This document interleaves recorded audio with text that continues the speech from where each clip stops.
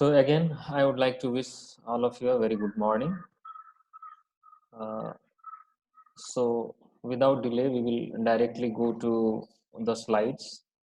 And today we are going to discuss on the topic of histopathological or pathological alteration associated with the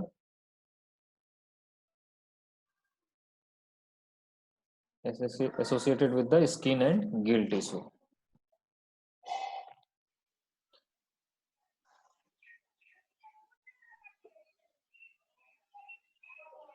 So we have already discussed about the main features of skin. What are the important layers within the skin, that like cuticle, epidermis, then dermis, then hypodermis, then how it looks like. So we can go through this slide, and I hope that all of you have went with these slides as we have discussed in last class as well.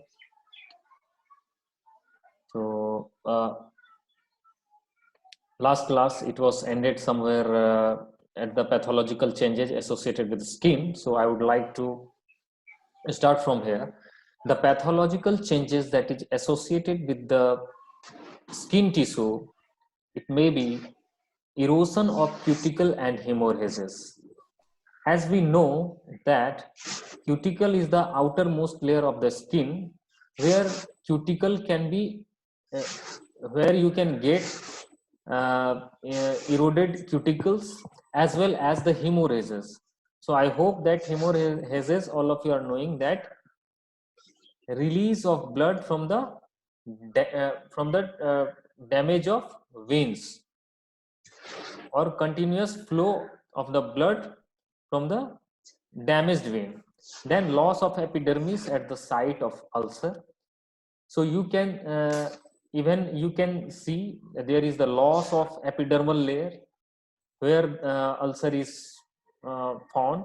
Then there is abrupt increase in the number of goblet cells because of the uh, uh, goblet cells also responsible for the production of mucus. So you can observe there is a huge number or abrupt increase in the number of goblet cells. Then there is a massive infiltration of mononuclear cells like monocytes, then fixed phagocytic cells in skin around the region of ulcers. Then dermal necrosis and chronic dermatitis. So even dermal necrosis, as we have discussed that what is necrosis, and dermatitis is the inflammation related with the skin tissues. So chronic dermatitis you can see, even though you can observe the edematous hypodermis. Edema means there is the intracellular or intracellular accumulation of fluid within the tissue. So edematous hypodermis you can see. Then spongiosis, coagulative necrosis in muscle tissues. So in case of coagulative necrosis, I think all of you have might knowing till now that what is coagulative necrosis. The coagulative necrosis is the accidental cell death occurs due to ischemia or infarction. So then spongiosis and intercellular edema. Spongiosis, where the intercellular accumulation of fluid within the tissue of stratum spongiosum in the epidermis. Then okay, then we will see the respiratory systems. So as all of you are knowing, or all of you having the knowledge with your anatomy of fish and shellfish, that gills are located either side of the pharynx.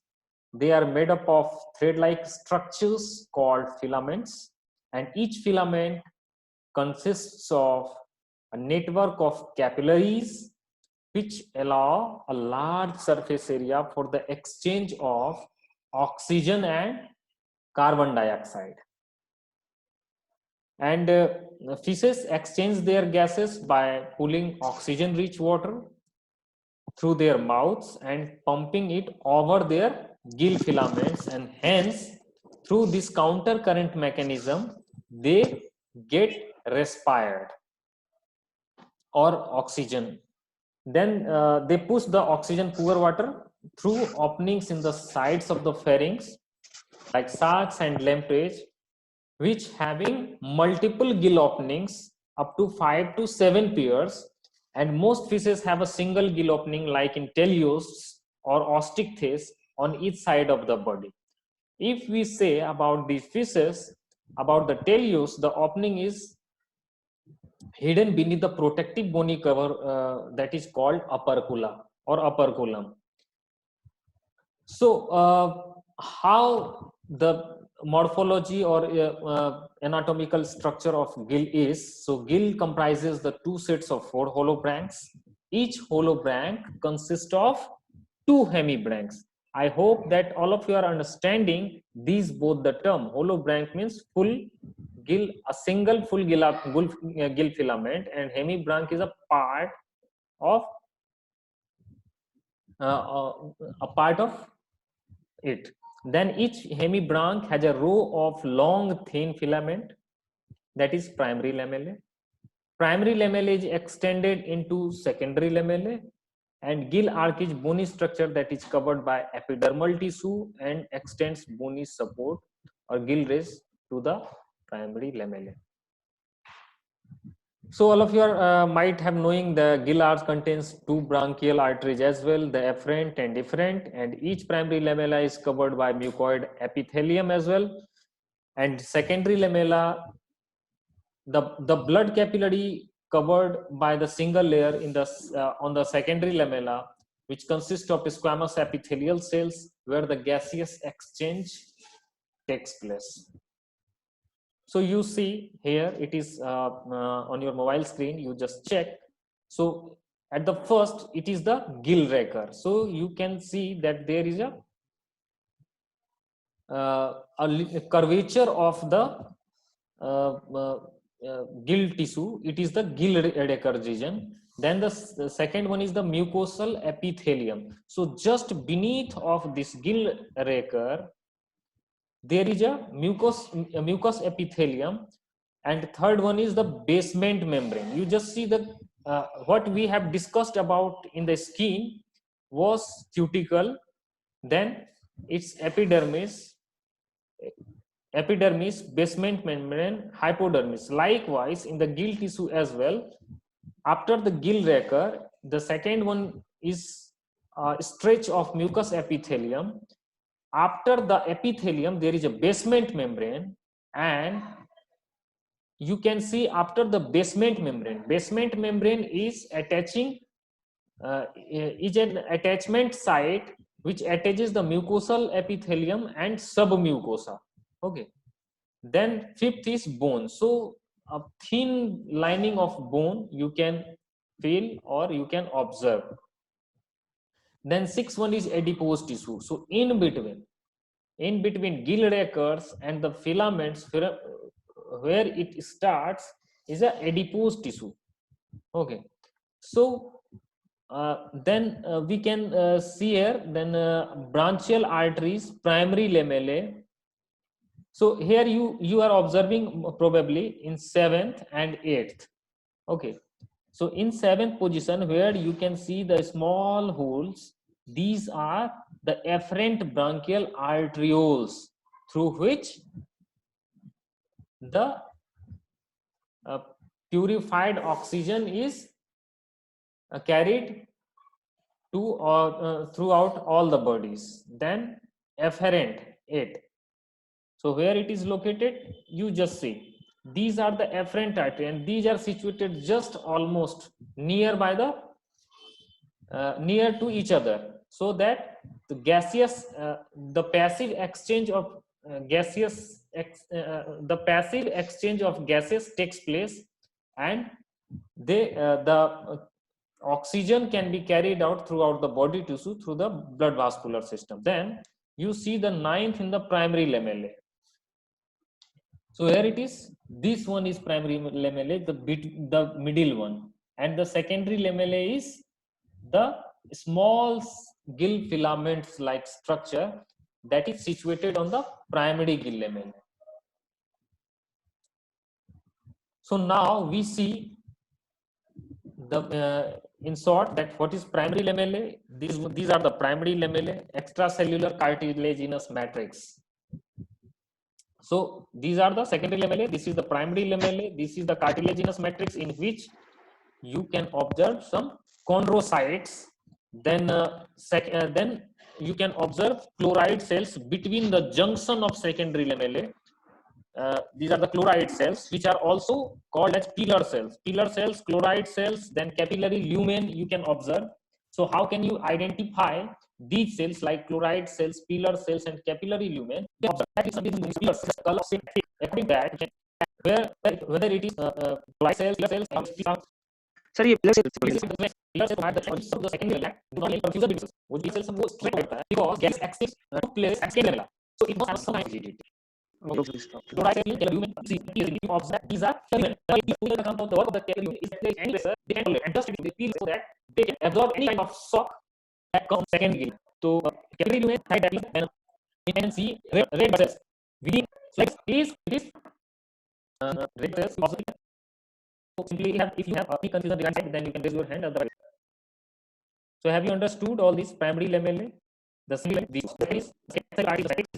extracellular, then okay. So chondrocytes जिसको मज्जा होता है chondrocytes okay जो bone में होगी chondrocytes chondrocytes cells. So these will be small pieces the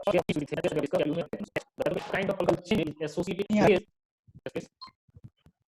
So what is the pathology that is mostly associated with this part of the skin and how it is removed? कैसे गिल की pathology है वो Gill pathology से अलग होती है, कैसे हम आइडेंटिफाई करते हैं? Suppose if you have any kind of you see that which kind of cells they are, whether they belong to the gill tube or the skin tube. So why my main objective of these lies when you observe specimen under microscopes easily observation that which tissue the specimen belongs to. Physical changes that is associated. The very common feature if you observe is the lamellar edema. What is edema? Is the intercellular the lamellar secondary epithelium. What is what is the difference between hyperplasia and hypertrophy?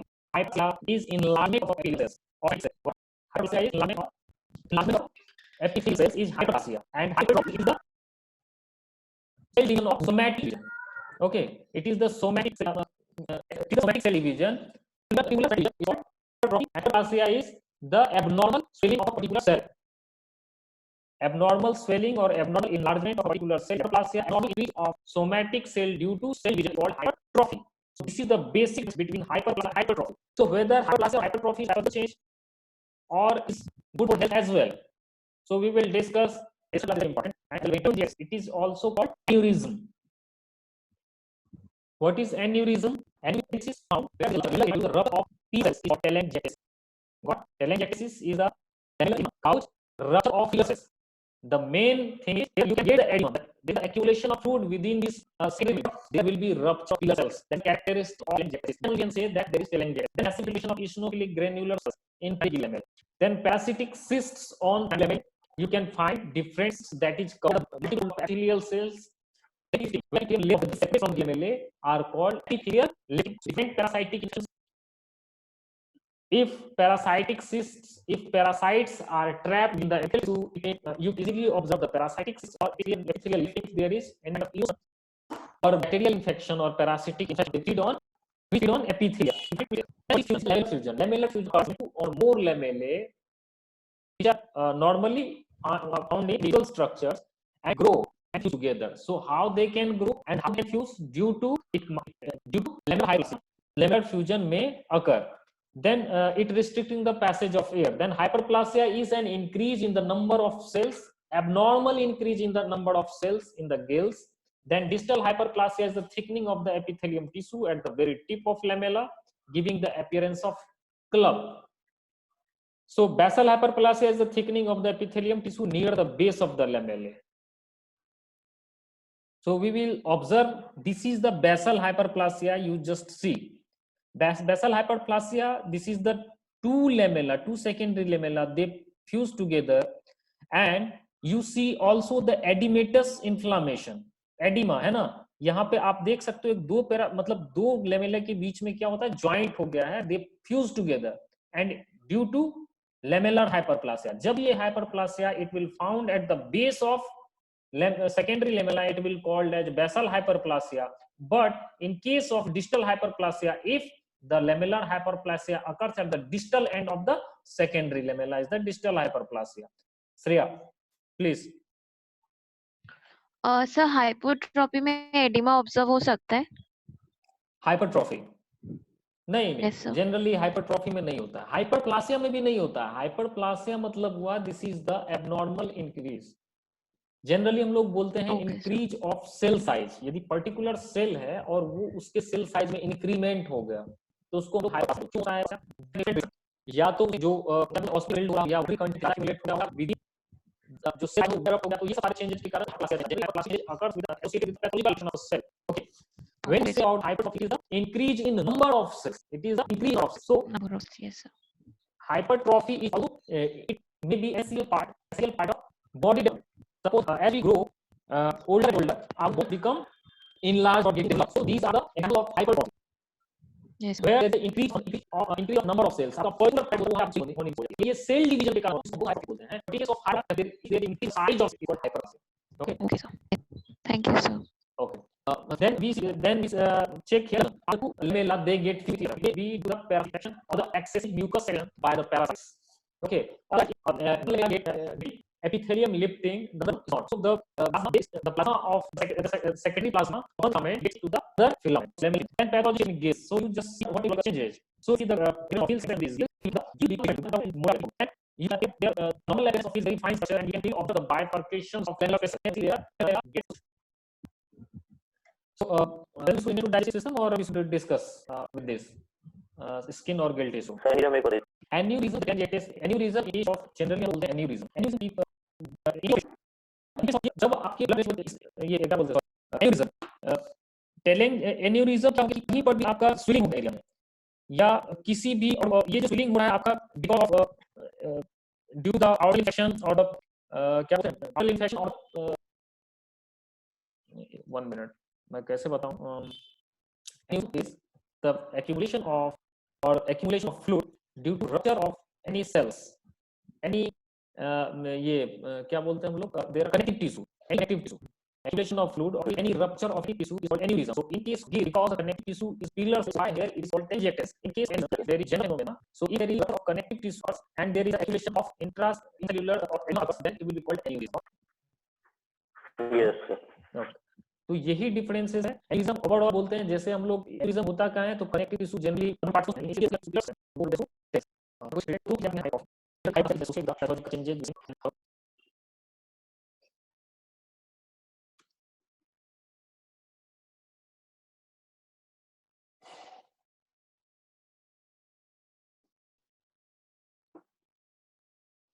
Hello.